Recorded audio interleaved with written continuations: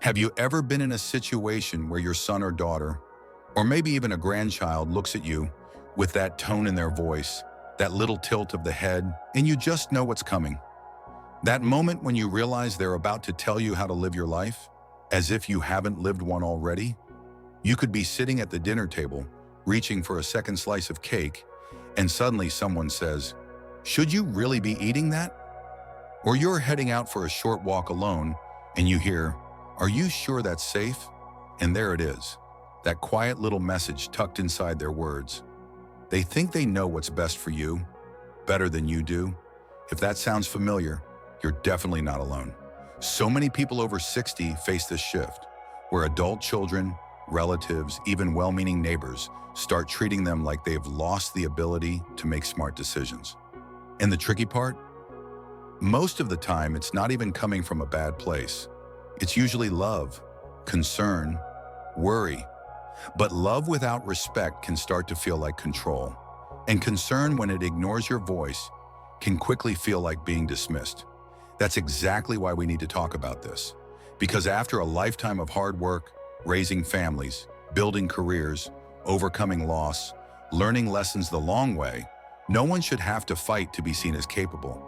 You've earned more than just a little respect. You've earned the right to live your life on your own terms, with your dignity fully intact. In this video, we're going to talk about how to handle those moments, the ones where you feel like your opinion isn't being taken seriously, or worse, like your independence is being chipped away little by little. We're going to walk through what you can do, how you can set boundaries without burning bridges, and how to hold your ground without losing your peace. And we're going to do it together with a whole lot of heart, because this is your life, and you deserve to be the one in charge of it. Let's start by talking about something that doesn't get nearly enough credit: your instinct. You know, that inner voice you've built over decades of life experience. That little nudge that says, "I've got this," even when other people around you are doubting. That instinct is gold. But when you're constantly second-guessed by family, it's easy to start second-guessing yourself. So how do we get back to trusting that voice? It starts with remembering all the times you've been right, all the times you figured it out. Maybe you handled your own finances for 40 years. Maybe you managed a household, raised kids, cared for aging parents, or worked a tough job that demanded real decision-making every single day. Whatever your story looks like, it's full of moments where you led, where you adapted, where you solved problems. That history, that record of resilience, is your proof. You don't need to justify your decisions to anyone who acts like your age somehow erases your wisdom. You already know who you are, and you don't need permission to live like it. That leads us to the next step: recognizing when something isn't helpful. There's a big difference between support and control. Support feels like someone saying, "Well, hey, I'm here if you need me." Control feels like someone saying, "I don't think you can do this without me." It's subtle, but once you see it, you can't unsee it. Here's a story you might relate to. One woman told me about her adult daughter who kept insisting on organizing her medications, even though she'd been managing them just fine on her own for years. The daughter meant well, of course, but her tone started to shift. She'd say things like, "Mom, I just don't want you to mess this up," or "I worry you'll forget again." Now imagine hearing that week after week. Even if you know your memory's sharp and you've never missed a dose, that kind of talk gets under your skin. And before long, you're not just annoyed, you start to feel small, like maybe they're right, maybe you aren't as capable as you used to be. But here's the truth: one forgetful moment doesn't cancel out a lifetime of competence. You're allowed to ask for help if you need it, but you're also allowed to say, "Thanks, I've got this," and expect people to respect that. One thing that helps a lot is communicating clearly and with calm. Not easy when your blood pressure's climbing from frustration, but incredibly powerful. For example, instead of saying, "You're treating me like a child," which can put people on the defensive, you could try saying, "I know you're trying to help, but when you take over, it makes me feel like you don't trust me." That kind of honesty opens the door to real conversation. It's not about blame, it's about setting the tone, letting them know that you see what's happening and that it matters.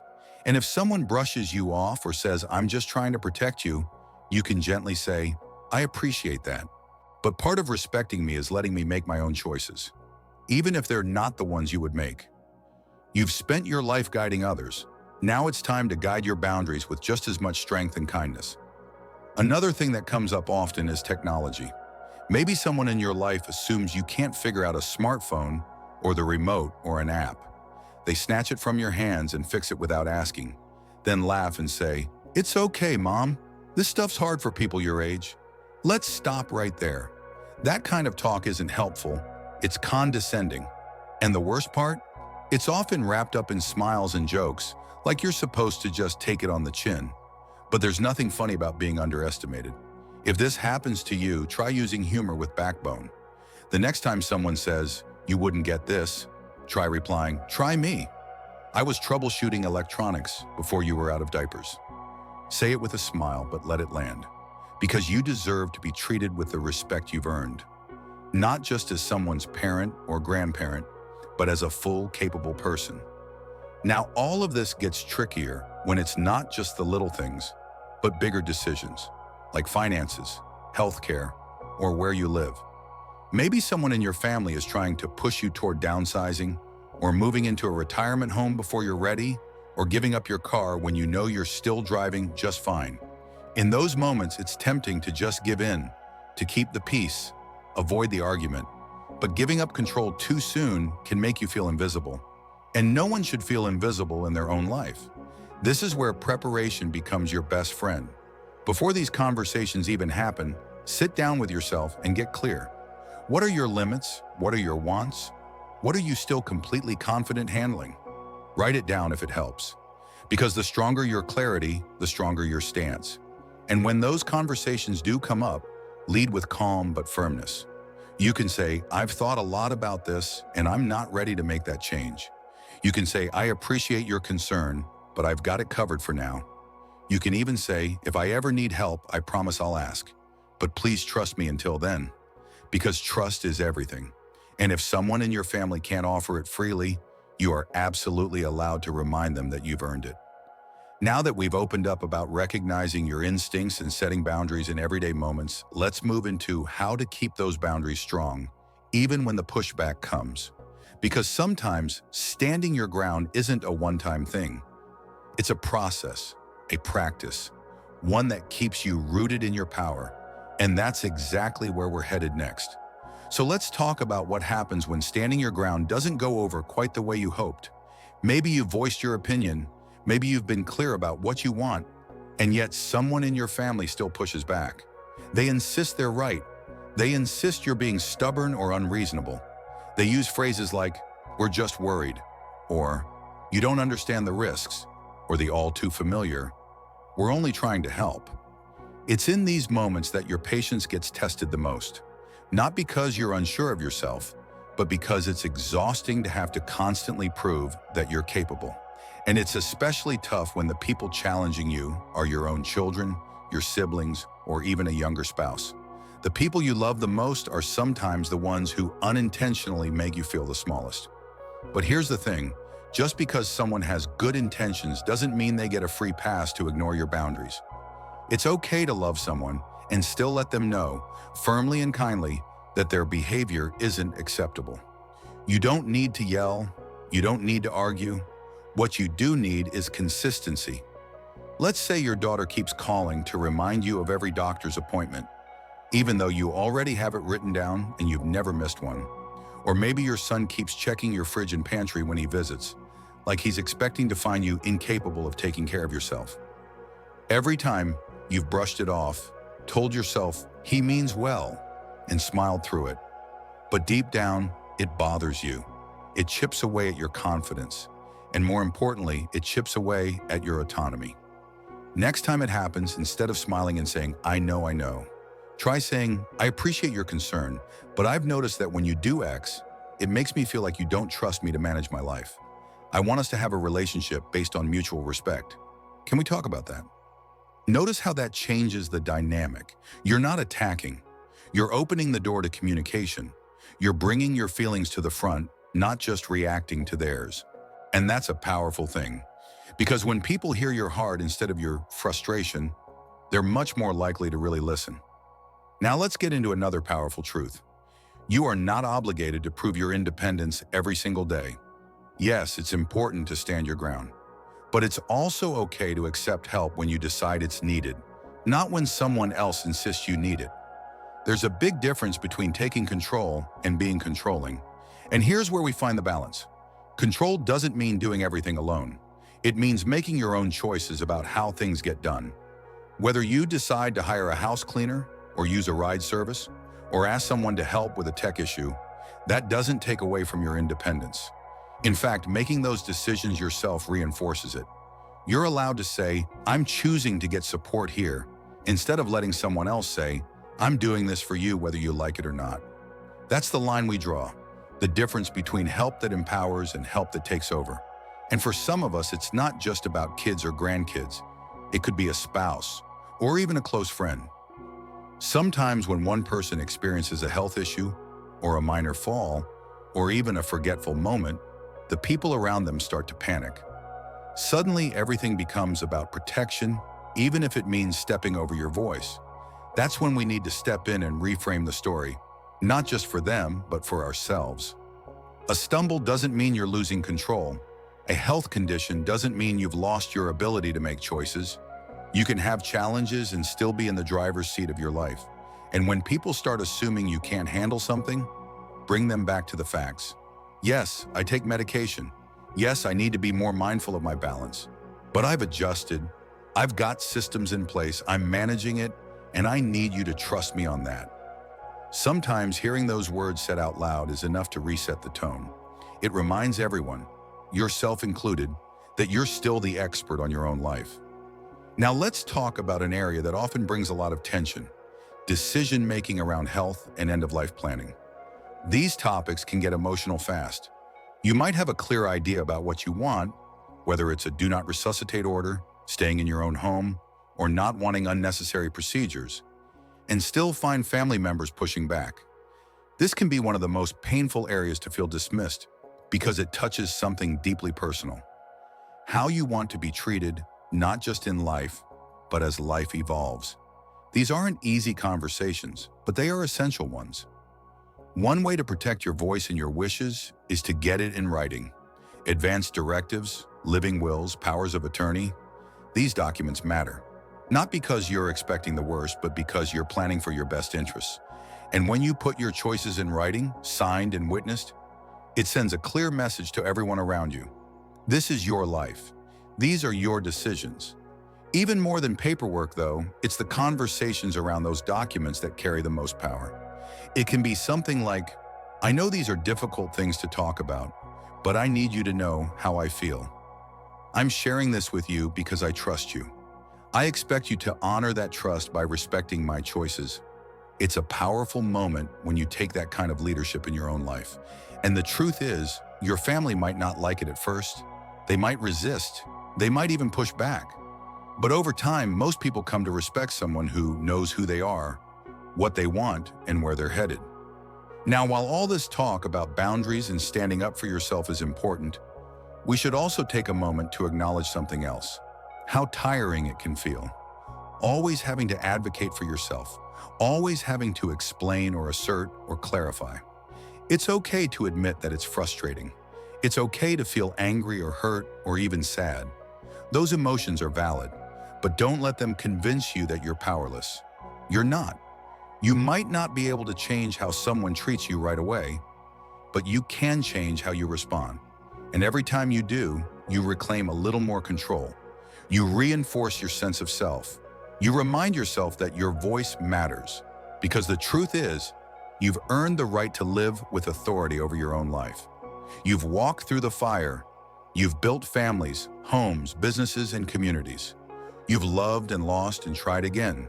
And you are still here, still growing, still choosing.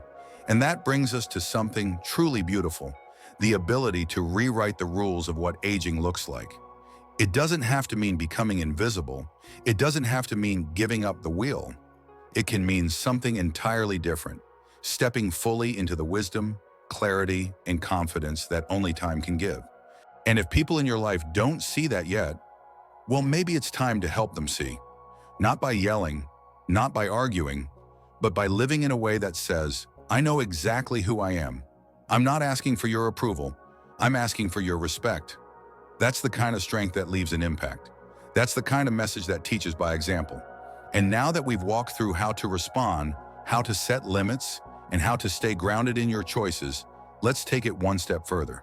Because sometimes, even after all that, the treatment doesn't change. So what then? What do you do when the people in your life still don't get it? And how do you stay centered when they don't? Let's explore that next. When you've said your piece, stood your ground, even gotten things down in black and white, and someone still doesn't get it, it can feel discouraging. Maybe you've explained it a dozen different ways. Maybe you've tried being patient, direct, gentle, firm, and still that same tone of voice shows up, that same dismissive attitude, that same patronizing little comment that makes your chest tighten and your heart sink. Here's what you need to remember in those moments. You are not responsible for someone else's inability to see you clearly. You can be clear, calm, and confident, and they might still treat you like you're not capable. That says far more about them than it ever could about you. Some people can't let go of their own fear. They don't mean to be disrespectful, but they're scared. Scared of change, scared of loss, scared of the idea that the person they've leaned on, the parent, the older sibling, the strong one, might not be invincible. So instead of facing that fear, they try to control, they micromanage, they overstep. Others, unfortunately, simply don't know how to let go of their role as the helper. They've built their identity around taking charge, and if they can't take care of you, they don't know who they are. Whatever the reason, it's not your job to fix that for them. You can't walk on eggshells just to keep other people comfortable. What you can do is set a firm emotional boundary. That means deciding within yourself how much of their behavior you're willing to tolerate and what to do when it crosses the line. Maybe you choose to limit how much time you spend with someone who constantly belittles your choices. Maybe you take certain conversations off the table altogether. Maybe you tell them, if you continue to speak to me like this, I'm going to end this conversation. I love you, but I won't allow myself to be treated like I can't think for myself. And if you've said it once and they ignore it, say it again. The more consistent you are, the clearer your boundaries become. Not just for them, but for you. Because sometimes when people treat us like we're fragile or forgetful or foolish, it can start to sneak into our own thinking. We start second-guessing ourselves. We start wondering if maybe we are slipping. Maybe we do need help with everything. But here's the truth. Being older doesn't mean being less. It means you've had more experiences, more wisdom, more growth. You've overcome things that would break some people. You've adapted to every phase of life. This one is no different. And while it's okay to ask for support when you need it, it's also okay to say, I've got this. Even if no one else says it with you. You saying it to yourself is enough. Still, I know it hurts when your independence feels invisible. When your years of strength, your achievements, your dignity seem to vanish in the eyes of someone who now only sees gray hair and reading glasses. That kind of invisibility can weigh heavy on the heart. So don't bottle it up. Talk to someone who truly sees you. Whether it's a friend, a therapist, or even a support group, don't let frustration stay trapped inside. You deserve to be heard by people who honor your experience, not just tolerate it. You might also consider writing things down, not just your wishes, but your values, the things that matter most to you, who you are at your core. Write it like a personal manifesto, a reminder to yourself on those days when someone tries to make you feel less than. It could be a paragraph or a full letter to yourself. Keep it somewhere private, somewhere sacred. Read it whenever you feel small. Let it bring you back to yourself. And one more thing, don't be afraid to laugh. Sometimes the best response to being treated like a child is a little playful sarcasm. Should I also have a bedtime now? Would you like to cut up my food too? A little humor said with love can go a long way in disarming the tension and reminding everyone that you're still sharp, still present, still you. Because humor is power, and so is joy, and so is refusing to let anyone else decide the tone of your life story. You are not living in someone else's version of your golden years. This is your chapter to write. If someone tries to steal the pen, gently, firmly take it back. You get to decide how you spend your time, whether that's traveling, gardening, learning a new skill, or sitting in peace on your own front porch. It's your call. And the beautiful thing is, you don't need anyone's permission to live fully. Remember, taking control of how you're treated is not about confrontation. It's about clarity. It's about knowing that respect isn't optional. It's essential. And for the people who truly love you, your boundaries will become a gift to them too. Because the clearer you are about who you are and what you need, the easier it is for others to love you well. Not just with worry, not just with effort, but with actual understanding. Now, if this video has touched something in you, if you've been nodding along thinking, yes, that's exactly what I've been feeling, I want you to know this: you are not alone. So many people your age are going through the same thing, but they're just not saying it out loud. That ends here. Speak up, take up space, tell your story. In the comments below, share an experience where you felt talked down to, or maybe a time when you found your voice and stood tall. Someone else might read your story and feel a little less alone. And if this message has helped you in any way, give it a like so more people can find it. Subscribe to the channel for more uplifting and empowering content designed just for you. This is a space where age is not a limitation. It's a badge of honor.